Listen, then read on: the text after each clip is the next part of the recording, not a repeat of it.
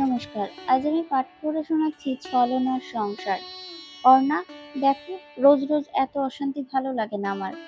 আমাদের যখন কোনো কিছুতেই মিলমিশ হচ্ছে না, তাহলে মিউচুয়াল ডিভোর্স হওয়াই ভালো। এইভাবে প্রতিনিয়ত অশান্তি ভালো লাগে না। অন্যার দিকে তাকিয়ে কথাটা বলে ওঠে নিশান। অন্যার কিছু না বলে নিশানের দিকে তাকিয়ে থাকে।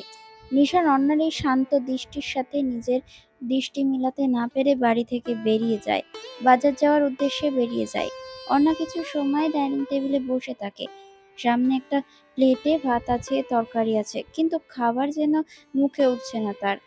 যন্ত্রণা হচ্ছে অন্যার, বুকের কষ্টের ব্যথা অনুভব হচ্ছে তার। আর খেলো না। অন্না হাত ধুয়ে ব্যালকনির পাশে দাঁড়ালো। নিশানের কথা ভাবছে তরি।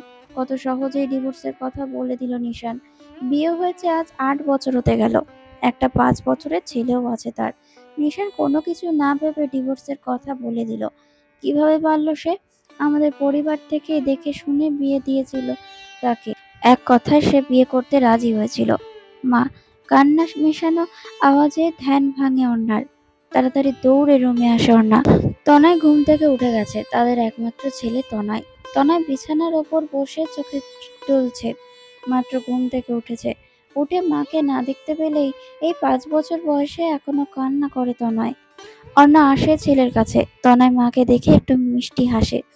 তনয় এগিয়ে এসে মায়ের গলা জড়িয়ে ধরে। অর্ণা আবেগে আপ্লুত হয়ে যায়। নিশান নিজের কেবিনে বসে অফিসের কাজ করছে। আজকাল কুষাণের মন মেজাজ বড্ড খিটখিটে হয়ে থাকে।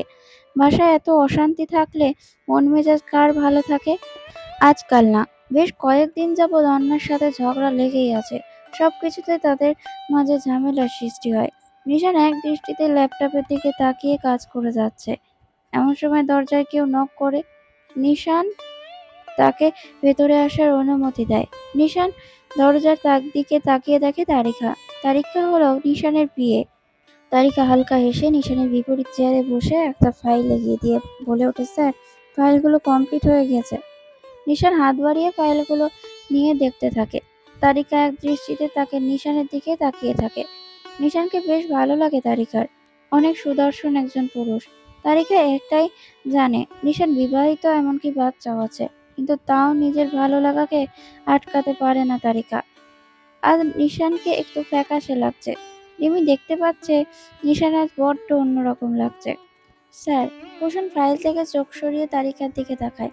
তারিকা কুষাণের দিকে হালকা ভাবে বলে ওঠে, আজ আপনাকে খুব মনমরা লাগছে স্যার। কিছু হয়েছে কি আপনার বাড়িতে? কোনো সমস্যা? তারিকা কথা শুনতেই কুষাণের অন্যার কথা মনে পড়ে। আজ সকালে মেয়েটাকে ডিভোর্স এর কথা বলে এলো সে। এইটা কি ঠিক করলো? কিন্তু কি করবে সে? রোজ রোজ সামান্য বিষয় নিয়ে কথা কাটাকাটি হয়, ঝামেলা হয়, ঝগড়া হয়। ভালো লাগে না নিশানের। তারিকা নিশানের দিকে তাকিয়ে আছে। নিশান বেশ অন্যমনস্ক লাগছে তার কাছে। তারিকা আরো কিছু সময় চুপ থেকে আস্তে আস্তে করে বলে ওঠে, স্যার। তারিকা এক ধ্যানে নিশানের দিকে তাকিয়ে থাকে। তারিকা আর কিছু বলতে গিয়েও বলল না। নিশান ফাইলে আরো কিছু সময় চোখ বুলিয়ে বলে ওঠে, হ্যাঁ দেখলাম। ঠিক আছে সব। আমি নিউ ফাইল পাঠিয়ে দেবো তোমার কাছে। ঠিক আছে, আমি আসি তাহলে। হুম। তারিকা চলে যায়। নিশান ল্যাপটপটা অন করে আবার কাজ শুরু করে দেয়। কিন্তু কেন জানি আর কাজে মন বসছে না নিশানের। ল্যাপটপ বন্ধ করে কিচেনে কল করে কফি আনতে বলে কুষাণ। রাত 10টা 15 মিনিট। অর্ণা তনয়ের সাথে খেলা করছে। তনয় একটা গাড়ি নিয়ে খেলতে খেলতে বলে ওঠে, মা, বাবা আসবে না? মা, বলো না বাবা কই? পাপা কই? আসে না কেন? অর্ণা কোনো রকমে নিজেকে সামলিয়ে বলে ওঠে, আমি জানি না বাবা। চলো না মা, আমরা পাপাকে কল করি। আমি কল দিচ্ছি, তুমি কথা বলো। ঠিক আছে বাবা, ঠিক আছে। নিশান আর তরি কখনো তন্ময়ের সামনে কথা কাটাকাটি করেনি। তাই এই ঝগড়ার ব্যাপারে কোনো অভিজ্ঞতাই নেই তন্ময়ের। অর্ণা যতটা সম্ভব ছেলেটাকে এই সব দূর থেকে দূরে রাখার চেষ্টা করে। কিন্তু আজকাল সব যেন হাতের বাইরেই চলে যাচ্ছে। কল বেজে যাচ্ছে নিশানের, কিন্তু রিসিভ হচ্ছে না। আবারও অন্যা কল দেয়। এইবার কল রিসিভ হলো না। তাহলে কি নিশান ইচ্ছে করেই কল রিসিভ করছে না, অ্যাভয়েড করছে তাকে? তনয় বিছানার উপর দাঁড়িয়ে বলে ওঠে, মা, আমাকে ফোন দাও, আমি কথা বলি বাবার সাথে। অর্ণা বুকের ভেতরটা ধুপ করে ওঠে। কি উত্তর দিবে এই অর্ণা বাচ্চা ছেলেটাকে? ও যে এইসব ব্যাপারে কিছুই বোঝে না। অর্ণা নিজেকে একটু সামলিয়ে বলে ওঠে, তোমার পাপা আজ খুব ব্যস্ত, আজ তো একটু দেরি হবে, তুমি আজ ঘুমিয়ে পড়ো। তনয় কান্না করতে থাকে, পাপা আজ খুব ব্যস্ত যে, চলো আজ তোমার মা বেশি আদর করে ঘুম পাড়িয়ে দেবে। অর্ণা তনয়কে নিয়ে বিছানায় শুয়ে ছেলেকে ঘুম পাড়ানোর চেষ্টা করছে। রাত 11:45। তনয় ঘুমিয়ে গেছে। অনেক খুঁতখুত করেছে সে আজ নিশানের জন্য। অন্য ঘড়ির দিকে তাকিয়ে দেখে, না, এখনো নিশান আসেনি। এত রাত হয়ে গিয়েছে, তবুও আসেনি। পুরো বাবার মতো দেখতে হয়েছে ছেলেটাকে। হালকা হেসে অর্ণা তনয়ের দিকে একটু তাকিয়ে একটু আদর করে। এমন সময় কলিং বেল বেজে ওঠে। শোনা যায় কলিং বেলের আওয়াজ। শুনে অর্ণা চমকে ওঠে। এত রাত! এখন বাজে 12:50। এখন নিশান এলো। তাড়াতাড়ি দৌড়ে গিয়ে আর দরজাটা খুলে দেয়। অন্য দরজাটা খুলে অবাক হয়ে দাঁড়িয়ে থাকে। বিধ্বস্ত অবস্থায় নিশান দাঁড়িয়ে রয়েছে। চুলগুলো এলোমেলো, শার্টের কোনো ঠিক নেই। দেখে মনে হচ্ছে কোথাও মারামারি ঝগড়া করে এসেছে। চোখ লাল হয়ে রয়েছে। অন্যের নিশানকে দেখে খুব ভয় পেয়ে গেল। বিধ্বস্ত অবস্থায় সে কোথায় ছিল এত রাত, কিন্তু পারল না জিজ্ঞেস করতে।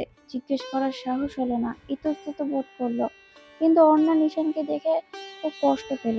নিশান ঘরে ঢুকে দরজা বন্ধ করে দিল। আর অন্না অন্যদিকে খাবার রেডি করতে লাগলো।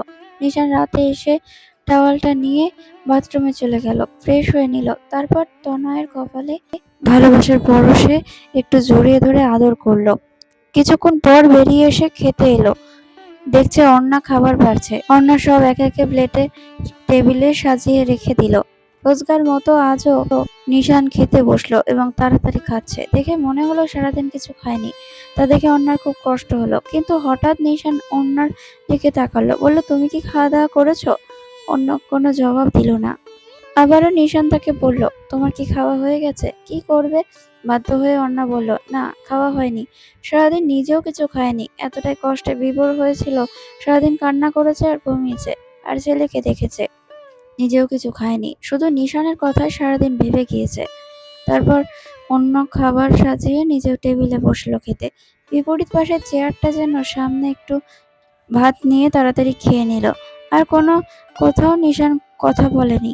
সারাদিন এতটাই ধকল গেছে তার, আর কিছু ভালো লাগছে না। খাওয়া শেষে নিশান হাত মুখ ধুয়ে ঘরে চলে গেল। এই গল্পের এই পর্ব এখানে শেষ করলাম। ফিরে আসবো পরের পর্বে।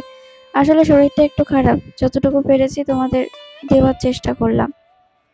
ভালো লাগলে লাইক, কমেন্ট, শেয়ার করো আর চ্যানেলটিকে সাবস্ক্রাইব করে রেখো।